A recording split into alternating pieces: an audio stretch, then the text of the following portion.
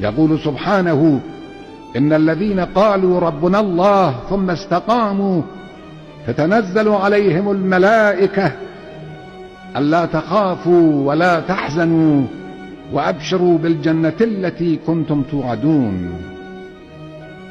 ويخاطب رب العالمين رسوله بالقول: فلذلك فادع واستقم كما أمرت ولا تتبع أهواءهم.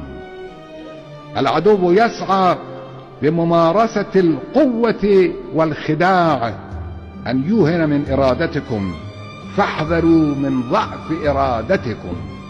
ثانيا، العدو يحاول بث اليأس من تحقيق أهدافكم، بينما الوعد الإلهي يقول: ونريد أن نمن على الذين استضعفوا في الأرض ونجعلهم أئمة ونجعلهم الوارثين. فثقوا ثقة تامة لا يعتريها تردد بوعد الله المؤكد، حيث يقول عز من قائل: ولينصرن الله من ينصره إن الله لقوي عزيز. ثالثا، العدو يسوغ إليكم قواه الأمنية المجهزة كي يبعث الرعب والفوضى بين الناس. لا تهابوهم، أنتم أقوى من هؤلاء المأجورين.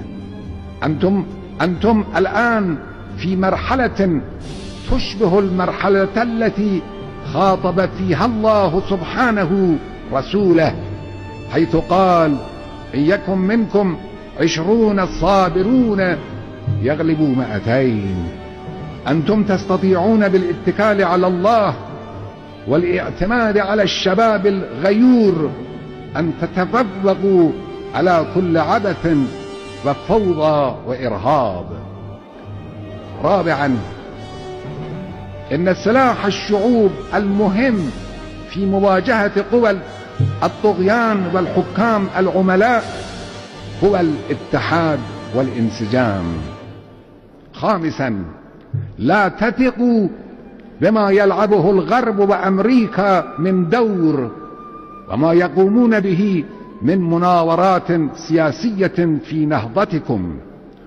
هؤلاء كانوا قبل أيام يدعمون النظام الفاسد، وهم اليوم بعد أن يئسوا من الاحتفاظ به راحوا يعزفون على نغمة حق الشعوب.